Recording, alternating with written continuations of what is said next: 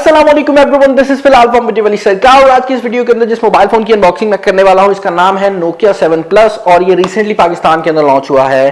अब इस mobile phone की जो प्राइस है पाकिस्तान के अंदर वो आती है 37,000 के करीब और ये जो प्राइस है उस हिसाब से ये मोबाइल फोन बहुत अच्छा है। इनफैक्ट नोकिया की जो प्राइसिंग स्ट्रेटजी है दूसरी कंट्रीज की निस्बत पाकिस्तान के अंदर बहुत अच्छी निकल कर आई है और पाकिस्तानियों के लिए ये मोबाइल फोन जो है एक बहुत ही अच्छी ऑप्शन हो सकता है। अब इस मोबाइल फोन के अंदर जो इंटरनल्स लगाए गए हैं वो भी काफी ज्यादा स्ट्रॉन्ग है। स्नैपड्रैगन 660 का प्रोसेसर लगाया गया है, बैक पर ड्यूल कैमरा सेटअप वगैरह हैं और उसके अलावा इस मोबाइल फोन की अगर आप सॉफ्टवेयर की बात करते हैं तो वो भी ये काफी स्ट्रॉन्ग प्रोवाइड करता है। बेसिकली इसके अंदर आपको एंड्रॉइड ओरियो मिल जाएगा जो कि इस टाइम लेटेस्ट वर्जन है एंड्रॉइड का और उसके अलावा ये मोबाइल फोन एंड्रॉइड 1 को सपोर्ट करता है, जिसका मतलब ये है कि इस मोबाइल फोन के ऊपर जो सॉफ्टवेयर अपडेट्स हैं वो भी दूसरे फोन की निस्बत जरा तेज आ रही होंगी। अब इससे पहले कि मैं इस मोबाइल फोन की अनबॉक्सिंग करूं और देखें कि ये मोबाइल फोन कैसा है, मैं चाहूंगा कि आप लोग अगर चैनल के ऊपर नए हैं तो चैनल को सब्सक्राइब कर ले। नीचे की तरफ रेड कलर का बटन आ रहा होगा ताकि जब मैं इस मोबाइल फोन का मुकम्मल रिव्यू अपलोड करूं तो आप लोगों को वो जो वीडियो है सबसे पहले मिल जाए। उसके अलावा ये बात मैं आपको क्लियर कर दूं कि आज की जो वीडियो है साहब लिंक्स वालों ने स्पॉन्सर की है, जिनकी लाहौर में शॉप है और अगर आप लोग लाहौर से ताल्लुक रखते हैं और कोई मोबाइल फोन लेना चाहते हैं आप डेफिनेटली इनकी शॉप को विजिट आउट कर सकते हैं। अब इस मोबाइल फोन को अनबॉक्स करते हैं और देखते हैं कि इसके बॉक्स में क्या है। ओके जी, तो मुझे एक बात तो पता है कि जो रेगुलर व्यूवर्स होंगे उनके दिमाग में इस टाइम काफ़ी क्वेश्चंस आ रहे होंगे कि ये स्पेस कौन सी है, ये किस जगह पर आकर वीडियो बना रहे हो, तो वो सारे क्वेश्चंस मैं किसी आने वाली वीडियो में आपको बताऊंगा। अभी के लिए बात करते हैं इस मोबाइल फ़ोन की। और बॉक्स की अगर आप बात करते हैं नीचे वाली साइड पर नाम लिखा हुआ है और यहाँ पर आप देख सकते हैं एंड्रॉयड 1। अब कुछ लोगों के लिए ये बहुत बड़ी बात नहीं है लेकिन असल में एंड्रॉयड 1 का ये जो प्लेटफॉर्म है एक बहुत ही सॉलिड ऑप्शन है उन लोगों के लिए जो कि रेगुलर सॉफ्टवेयर अपडेट चाहते हैं, क्योंकि आजकल जो मोबाइल फ़ोन्स हैं उनके अंदर जितना हार्डवेयर इंपॉर्टेंट है उतना ही इंपॉर्टेंट है उनका सॉफ्टवेयर। और यहाँ पर आपको फ्री मोबाइल इंटरनेट भी मिल जाएगा जोंग की तरफ से। बैक साइड पर कुछ स्पेसिफिकेशन लिखी हुई है, अगर मैं आपको जूम इन करके दिखा सकूँ।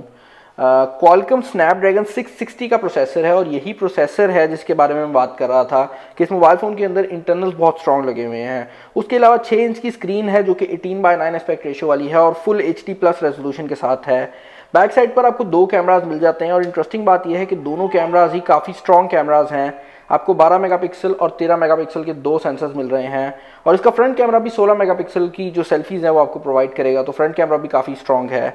उसके अलावा ड्यूल साइट मोड है जो कि नोकिया बोथी के नाम से मेरे ख्याल से करती थी। हाँ वही चीज़ है, उसका नाम चेंज कर दिया गया है, शुक्र है नाम चेंज कर दिया गया है, वरना बोथी वाला जो फीचर था उसका नाम बड़ा अजीब था। और इसके अंदर जायज़ के लेंसेज हैं। उसके अलावा अगर आप यहाँ देखते हैं तो आपको नज़र आएंगी कुछ और स्पेसिफिकेशंस और ये ब्लैक और कॉपर कलर के अंदर है जो कि नोकिया के अंदर मेरा फेवरेट कलर बन गया है। और उसके अलावा 4 GB रैम है, 64 GB की इंटरनल स्टोरेज है। तो इस मोबाइल फ़ोन को अनबॉक्स करते हैं और जो चीज़ें आपको देखने को मिल जाती हैं, एक तो ये जोंग का पैम्फलेट है, उसके अलावा आपको देखने को मिल जाता है आपका वारंटी कार्ड और इसकी वारंटी जो है वो जून 18 से स्टार्ट होगी और जून 19 तक जाएगी। उसके अलावा बॉक्स के अंदर सबसे पहले आपको देखने को मिल जाती है आपकी डिवाइस और मैं इसको निकाल लेता हूँ इसके फ्लैप में से। और ये मोबाइल फ़ोन देखने में काफ़ी ज़्यादा सॉलिड लुक प्रोवाइड करता है और नोकिया के फ़ोन्स के बारे में हमेशा ये बात बहुत पॉपुलर रही है कि नोकिया के जो फ़ोन्स हैं वो काफ़ी सॉलिड होते हैं। बैक साइड के ऊपर आपको ये ब्रश्ड एल्युमिनियम फिनिश मिल जाती है, जबकि इसकी जो साइड्स हैं वो काफ़ी शाइनी है और इनका कलर कॉपर का है। इस साइड पर आपको कीज़ मिल जाती हैं और यहाँ पर आपकी सिम इजेक्टर ट्रे है। ऊपर वाली साइड पर हेडफोन जैक भी अवेलेबल है, तो जिन लोगों को हेडफोन जैक की ज़रूरत होगी वो भी चीज़ है। नीचे वाली साइड पर आप देख सकते हैं चार्जिंग के लिए टाइप सी की पोर्ट है यहाँ पर आपके पास। और जितनी देर में ये मोबाइल फ़ोन स्टार्ट होता है हम बॉक्स के अंदर देख लेते हैं कि आपको और क्या क्या मिलता है। एक सिम इजेक्टर टूल मिल रहा है।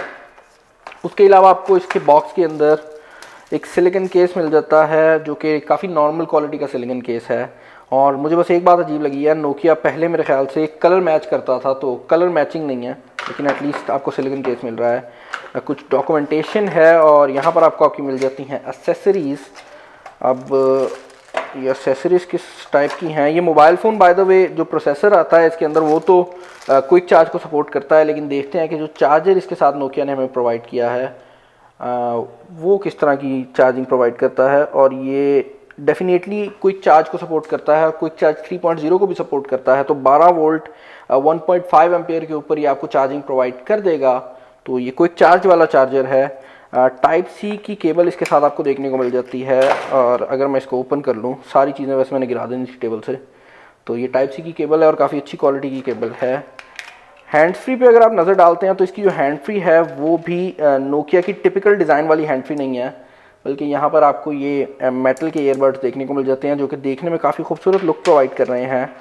और आपको इनलाइन कंट्रोल्स नहीं मिलते, तो अगर आप नहीं सॉरी इनलाइन कंट्रोल्स भी यहाँ पर हैं, लेकिन आप सिर्फ कॉल उठा सकेंगे, वॉल्यूम कंट्रोल्स यहाँ पर अवेलेबल नहीं हैं। और ईयर टिप्स भी एक्स्ट्रा मिल रही हैं, तो उनसे अंदाज़ा हो जाता है कि ये अच्छी क्वालिटी की ईयरफोन्स होंगे। अब फ़ोन को स्टार्ट कर लेते हैं और देखते हैं कि ये फ़ोन कैसा है। ओके, तो ये फ़ोन फाइनली स्टार्टअप हो गया है। अब इसके बैक साइड पर फिंगरप्रिंट सेंसर मिलता है जिसको मैं एनरोल कर चुका हूँ, तो सबसे पहले हम उसकी स्पीड देख लेते हैं और ये काफ़ी तेज़ फिंगरप्रिंट सेंसर है। उसके अलावा इसका जो फ्रंट कैमरा है वो 16 मेगापिक्सल की सेल्फीज़ प्रोवाइड करता है, और मैं दिखाना नहीं चाहता आपको कि मैं कहाँ पर मौजूद हूँ, लेकिन मुझे मजबूरन दिखाना पड़ेगा। और ये काफ़ी डिटेल्ड सेंसर लग रहा है मुझे। बैक कैमरा जो है वो भी आपको काफ़ी अच्छी क्वालिटी के इमेजेस प्रोवाइड कर देगा, और मुझे अभी किसी किस्म का लैग भी देखने को नहीं मिल रहा, जो कि एक अच्छी बात है। नोकिया के जो मिड रेंज के फ़ोन्स थे, जो छोटे फ़ोन्स थे, उनके अंदर एक इशू था कि तस्वीरें अच्छी तो आ जाती थी कैमरा से, लेकिन उनके अंदर फ्रंट कैमरा पर या बैक कैमरा से तस्वीर खींचने पर लैग होता था, तो वो नहीं है यहाँ पर। और ओवरऑल इस मोबाइल फ़ोन की जो स्पेसिफिकेशन है वो ही इसके बारे में सब कुछ बोल देती हैं। और डेफिनेटली अगर आप इस प्राइस रेंज में लेना चाहते हैं कोई फ़ोन, तो ये आपके लिए एक अच्छी ऑप्शन हो सकती है। लेकिन मैंने इसके कैमरास को मुकम्मल तौर पर टेस्ट नहीं किया, इसकी परफॉर्मेंस को टेस्ट नहीं किया, तो अगर आप लोग वो वीडियो देखना चाहते हैं, मेरे चैनल को सब्सक्राइब कर लें। यहाँ पर मेरा फेस आ रहा होगा, वीडियो के बिल्कुल नीचे रेड कलर का सब्सक्राइब बटन आ रहा होगा, आप उसके ऊपर क्लिक करके भी सब्सक्राइब कर सकते हैं। और इन सब चीज़ों को मैं इंस्टाग्राम के ऊपर ज़रा पहले बता देता हूँ, तो अगर आप लोगों ने इंस्टाग्राम पे मुझे फॉलो नहीं किया, वहाँ पर भी कर सकते हैं।